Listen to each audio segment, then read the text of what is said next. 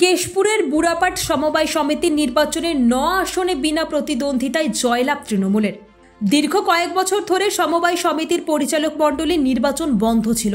অবশেষে সমবায় সমিতির পরিচালক মণ্ডলীর নির্বাচন করার প্রক্রিয়া শুরু করেছে রাজ্য সমবায় দপ্তর।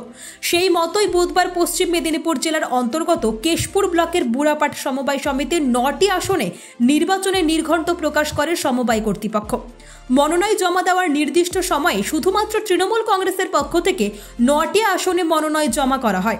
নির্ধারিত সময় পার হয়ে গেলেও কোনো বিরোধী প্রার্থী মনোনয়ন জমা করেননি, যার ফলে সমবায় সমিতির পরিচালক মণ্ডলীর ৯টি আসন বিনা প্রতিদ্বন্দ্বিতায় জয়লাভ করে শাসক দল তথা তৃণমূল কংগ্রেসের প্রার্থীরা। বুড়াপাট সমবায় কৃষি উন্নয়ন সমিতিতে আবার নতুন বোর্ড গঠন হলো। আমি বোর্ডের দায়িত্ব পেয়েছি, আমি বর্তমান সেক্রেটারি। আর আমার পাশে সভাপতি এখানে দাঁড়িয়েছেন, অরুণমণ্ডল সভাপতি হয়েছেন, বাকি আমরা যারা আছি সব ডাইরেক্ট বোর্ডের সদস্য। আচ্ছা, আমাদের লক্ষ্য একটা সুন্দর উন্নতর সমবায় সমিতি তৈরি করা, কারণ আমরা বিভিন্ন পরিষেবা দান করি। আমাদের মেম্বার আছেন, তাদেরকে আমরা পরিষেবা দিয়ে থাকি। আমাদের লক্ষ্য আরও সুন্দরভাবে তাদের পরিষেবা দেওয়া করা। আর দ্বিতীয় কথা, আমাদের ব্যাংকিং সিস্টেম আছে, আমাদের যারা অ্যাকাউন্ট হোল্ডার তারা যেন সর্বতভাবে সাহায্য আমাদের কাছ থেকে পায়, সে বিষয়ে আমরা লক্ষ্য রাখি। আমরা এলাকার বিশিষ্ট মানুষের সঙ্গে আমরা যোগাযোগ রাখি এবং বিভিন্ন সমাজসেবামূলক কাজেও আমরা অংশগ্রহণ করে থাকি সমবায় সমিতির মাধ্যমে। কতগুলো আসন ছিল এখানে? এখানে ৯টি আসন ছিল।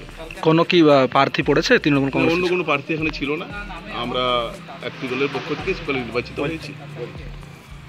আর আমরা মোটামুটি আমাদের প্রতিশ্রুতিবদ্ধ, আমরা সুন্দরভাবে এই সমবায় সমিতিকে পরিচালনা করব। এবং যেটা আমরা ধন্যবাদ জানাবো আমাদের মাননীয় মুখ্যমন্ত্রী মমতা ব্যানার্জি মহাশয়কে, তার অনুপ্রেরণায় প্রায় ২ বছর পর আমরা নির্বাচন হলো, আমরা নির্বাচিত হয়েছি।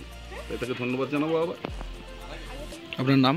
আমার নাম রবিলোচন চৌধুরী, সম্পাদক। আমি বর্তমান সম্পাদক।